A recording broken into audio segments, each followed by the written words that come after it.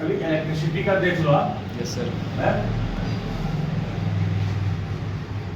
Electricity देखो, electricity में basically हम लोग क्या करंट के बारे में पढ़ते हैं। तो करंट किसको कहते हैं? Current is the rate of flow of charge per unit time. Current is rate of flow of charge per unit time. Current को आई से जो है सो डिनोट किया जाता है, ये आई। हाँ, current is rate of flow of charge per unit time. Charge को Q से डिनोट किया जाता है और टाइम को T से। करंट का यूनिट जो होता है ना वो एम्पियर होता है। करंट का यूनिट जो होता है वो एम्पियर होता है। Unit of current is ampere. देखो एक और यूनिट होता है करंट का, ये देखिए, ये चार्ज है Q चार्ज है। चार्ज का यूनिट क्या होता है? कूलम है। तो आप यहाँ पे क्या लिखेगा? C। और टाइम का यूनिट क्या होता है? सेकेंड। ठीक है, तो coulomb per second, coulomb per second जो है ना वह भी जो है सो यूनिट होता है करंट का। आप ऐसे लिखो या आप CS-1 ऐसा लिखो। तो कूलम पर सेकेंड और एम्पियर ये क्या है? चार्ज का यूनिट होता है। ठीक है, अब देखो ये जो चार्ज होता है ना Q क्या होता है? Q का मतलब है चार्ज, मतलब किसी, अभी जैसे देखो ये मान लीजिए कि सपोज ये कोई कंडक्टर है, कोई वायर है, आपसे पूछा जाए कि इसके अंदर कितना चार्ज है। ठीक है, इस कंडक्टर में कितना चार्ज है। हा? तो चार्ज बताने के लिए आपको ये पता करना पड़ेगा कि इसमें से कितना इलेक्ट्रॉन्स फ्लो कर रहा है, नंबर ऑफ इलेक्ट्रॉन्स। ठीक है, तो इसलिए Q जो होता है क्या होता है कि number of electrons flowing through this conductor. तो N इंटू E। देखो N मतलब नंबर ऑफ इलेक्ट्रॉन्स, कितना इलेक्ट्रॉन है। ठीक है, और ये जो E है ना, ये E है चार्ज ऑन वन इलेक्ट्रॉन। एक इलेक्ट्रॉन के ऊपर कितना चार्ज होता है? तो वन इलेक्ट्रॉन के ऊपर चार्ज कितना होता है? 1.6 इंटू 10⁻⁹ कूलम है। -1.6 इंटू 10⁻⁹ कूलम। यही सेम चार्ज पॉजिटिव पार्टिकल यानी प्रोटॉन के ऊपर भी होता है, बट वो प्लस हो जाएगा। 1.6 इंटू 10⁻⁹ कूलम प्रोटॉन के ऊपर भी चार्ज होता है और इलेक्ट्रॉन पे चार्ज 1.6 इंटू 10⁻⁹। ठीक है, अब देखो, अब यही Q को अगर आप यहाँ पे पुट कर दोगे I equal to Q upon T पे, तो क्या हो जाएगा? ये I equal to N into E divide by T। ठीक है, आपसे क्या क्वेश्चन कर सकता है एग्जाम में कि आपको कहेगा कि मान लीजिए यह एक कंडक्टर है। ठीक है, यह एक वायर है, इसमें से जो है 2 इलेक्ट्रॉन फ्लो कर रहा है। अगर इसमें से 2 इलेक्ट्रॉन फ्लो कर रहा है तो आप ये बताइए कि इस कंडक्टर से में करंट का क्या अमाउंट है, करंट का वैल्यू पूछेगा। तो करंट का वैल्यू क्या पुट करोगे तब? I equal to N into E by T। N कितना बोला? 2 इलेक्ट्रॉन है, तो हाँ 2 इलेक्ट्रॉन फ्लो कर रहा है 10 सेकंड के लिए। ठीक है, 2 इलेक्ट्रॉन फ्लो कर रहा है 10 सेकंड के लिए है। तो I equal to NE into T। तो N के जगह पे 2 इंटू E के जगह पे 1.6 इंटू 10⁻⁹ और डिवाइड बाय 10। तो इस तरह से आप बता सकते हो कि कितना करंट उसमें से फ्लो कर रहा है। एक ये फॉर्मूला को आपको यूज करना पड़ेगा। ठीक है, अब देखो दूसरा जो है क्या है कि पोटेंशियल डिफरेंस क्या होता है। देखो पोटेंशियल डिफरेंस क्या होता है? पोटेंशियल डिफरेंस का मतलब है कि जो है सो कितना वर्क किया गया किसी एक पॉइंट से दूसरे पॉइंट पर जो है सो यूनिट पॉजिटिव चार्ज को लेके जाने में। अगर मान लीजिए यह एक पॉइंट है A और यह दूसरा पॉइंट है B। ठीक है, तो यूनिट पॉजिटिव चार्ज को इस पॉइंट से उस पॉइंट पर ले जाने में कितना जो है सो वर्क किया गया, यानी work done in carrying a unit positive charge from point A two point B। ठीक है, पोटेंशियल डिफरेंस को V से डिनोट किया जाता है, V। तो पोटेंशियल डिफरेंस क्या हो गया? Work done in carrying unit positive charge. तो V is equal to W upon Q। ठीक है, अब देखो पोटेंशियल डिफरेंस का जो यूनिट होता है ना, SI यूनिट जो होता है वो वोल्ट होता है। ठीक है, इसका भी एक और दूसरा यूनिट क्या होता है? देखिए वर्क का यूनिट क्या होता है? जूल। ठीक है, वर्क का यूनिट होता है जूल। ठीक है, और चार्ज का यूनिट होता है कूलम। तो आप क्या लिख सकते हो? जूल पर कूलम भी जो है सो इसका यूनिट हो जाएगा। जूल पर कूलम भी जो है सो इसका यूनिट हो जाएगा पोटेंशियल डिफरेंस का। तो पोटेंशियल डिफरेंस का यूनिट तो वोल्ट हो गया SI यूनिट। ठीक है, सो पोटेंशियल डिफरेंस का फॉर्मूला क्या हो गया? V is equal to W upon Q। ठीक है, ये पोटेंशियल डिफरेंस का फॉर्मूला हुआ। अब देखिए और क्या पूछेगा आपको, मतलब इसमें जो चीज है इंपॉर्टेंट जो है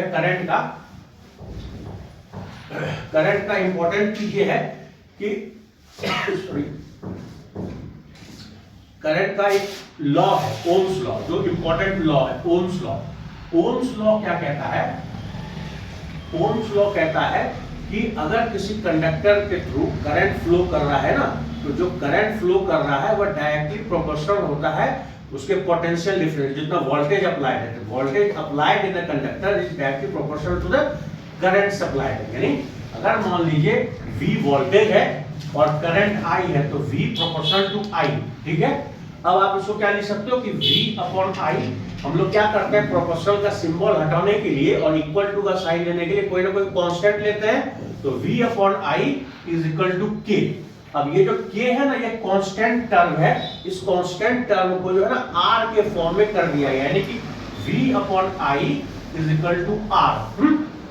और यहां से आप क्या लिख सकते हो, V इक्वल टू IR, ठीक है, V equal to IR। R जो होता है ना, वो क्या होता है, रेसिस्टेंस होता है, रेसिस्टेंस है। रेसिस्टेंस मतलब कि property to oppose the current, तो V इक्वल टू IR है।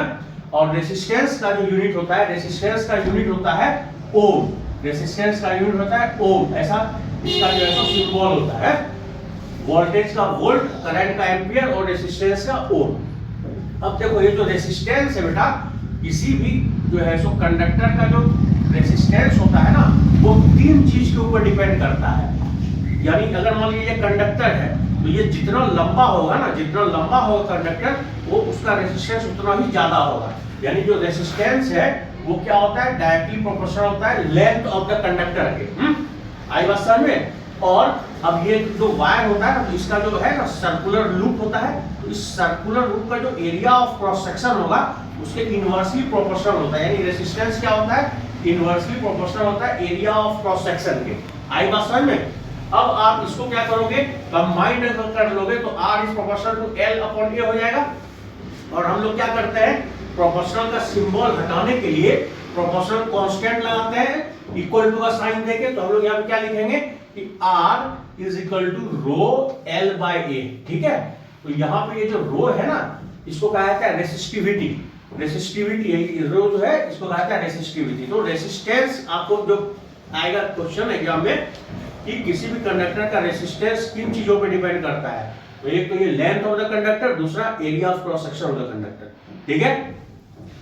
अब देखो ओम्स लॉ में, ओम्स लॉ में जो है ना वोल्टेज और current directly proportional, voltage current के प्रोपोर्शनल है। तो इसका जो ग्राफ अगर आप बनाओगे, तो अगर इधर वोल्टेज लेते हो इधर करंट लेते हो ना, तो आपको जो है ना ऐसा स्ट्रेट लाइन जो है सो मिलेगा ग्राफ में, क्योंकि जितना वोल्टेज जैसे जैसे रहेगा करंट उसी हिसाब से रहता है, प्रोपोर्शनल है।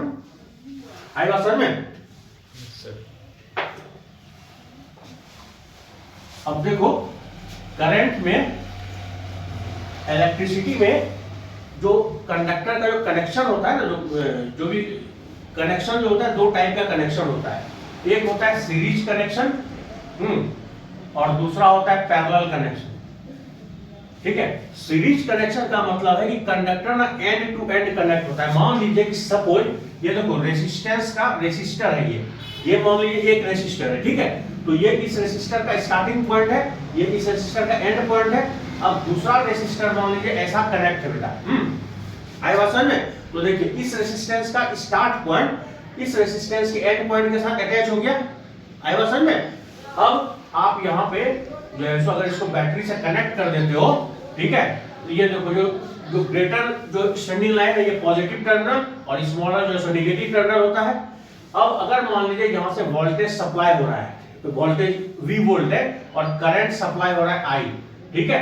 तो इस करंट को इस सर्किट में एक ही पाथ है, एक ही रास्ता है फ्लो करने का, वो करंट इधर से फ्लो करेगा। हाँ आई बात समझ में? बट देखिए वोल्टेज जब आपको मेजर करना होगा ना, तो हम जब भी किसी कंडक्टर का मेजर करते हैं वोल्टेज, जैसे मान लीजिए आपको वहां पे मेजर करना है, तो आप क्या करोगे, उसके जो है सो न्यूट्रल और जो है सो फेज वाले में जो है सो लगाओगे मल्टीमीटर और चेक करोगे। यहाँ पे चेक करना है तो वही करोगे, यानी जहां पे आपको जिस जगह पे चेक करना है आपको वहां पे जो है सो नोड लगाना होगा। अब इस रेसिस्टेंस में हम आपको कहें इस रेसिस्टेंस में कितना वोल्टेज सप्लाई हो रहा है, तो आप क्या करोगे, यहाँ लगाओगे नोड और यहाँ लगाओगे नोड, तो आपको पता चलेगा। हम कहेंगे कि इस रेसिस्टेंस में कितना, तो आप यहाँ लगाओगे और यहाँ लगाओगे इसके स्टार्ट और एंड पॉइंट पे, आई बात समझ में? तो देखो वोल्टेज जो है ना इसमें डिस्ट्रीब्यूट हो जाता है, वोल्टेज अलग अलग, बट करंट जो है वो सेम करंट जाता है, आई बात समझ में? तो सीरीज कनेक्शन में क्या है कि अगर आप सीरीज कनेक्शन में जैसे वो लीची बल्ब से देख रहे थे ना कि अगर कोई एक कंडक्टर आप अगर मान लीजिए ये रेजिस्टेंस वर्क करना बंद कर दिया, अगर मान लीजिए यहाँ पे ये बल्ब है, ये मान लीजिए बल्ब है और ये दूसरा बल्ब है, आई बात समझ में? अगर यह बल्ब खराब हो गया ना तो यह आगे इस बल्ब को भी जलने नहीं देगा, क्योंकि सर्किट जो है यहाँ पर इनकम्प्लीट हो जाएगा, आगे नहीं बढ़ेगा। करंट तो यहाँ तक आ रहा है लेकिन इसके आगे करंट नहीं जाएगा, क्यों? क्योंकि ये खराब हो गया। तो सीरीज कनेक्शन में आपका एक कंडक्टर एक अगर जो है उसका एप्लायंसेस आपका वर्क करना बंद कर दिया तो दूसरा भी बंद करना वर्क करना बंद कर देगा। अब देखो अगर यह रेजिस्टर R1 और यह रेजिस्टर R2 है, आई बात समझ में? और वोल्टेज सप्लाई है तो V वोल्टेज है और करंट I जा रहा है, ठीक है? तो यहाँ पे ओम्स लॉ हम लोग क्या अभी सीखे कि ओम्स लॉ होता है V इक्वल टू IR, आई बात समझ में? V equal to IR। तो I जो है करंट, यहाँ पे जो करंट I होगा आपका वो क्या होगा? V upon R। तो अगर यहाँ पे वोल्टेज V1 है, इस रेसिस्टर्स के लिए वोल्टेज V1 है, तो I जो होगा करंट क्या होगा? V1 अपॉन R1 हो जाएगा, ठीक है? और इसके लिए जो है सो क्या हो जाएगा? V2 अपॉन R2 हो जाएगा, आई बात समझ में? अब देखो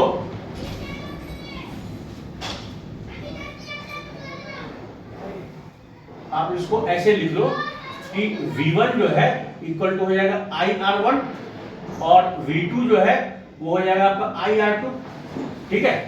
अब अगर मान लो आप कोई इक्विवेलेंट एक रेजिस्टेंस लेते हो इसी के इक्वल, ठीक है? ये इक्विवेलेंट रेजिस्टेंस लिया और यहाँ पे वोल्टेज सप्लाई हुआ V और करंट I, और अगर ये मान लीजिए रेजिस्टेंस R है तो यहाँ पे करंट जो होगा ना, करंट V वोल्टेज जो होगा क्या हो जाएगा? Voltage equal to V equal to IR हो जाएगा, समझ में आया? और ये इक्विवेलेंट है ना, तो जो जितना वोल्टेज यहाँ पे है उतना ही वोल्टेज यहाँ पे होगा, तो हम लोग लिख सकते हैं ना इसको कि V is equal to V1 plus V2, यानी यहाँ पे जो दो वोल्टेज है इनका जो सम होगा इस पूरे एक V के इक्वल होगा, V equal to V1 plus V2। देखिए V क्या है? IR है यहाँ पे, ठीक है?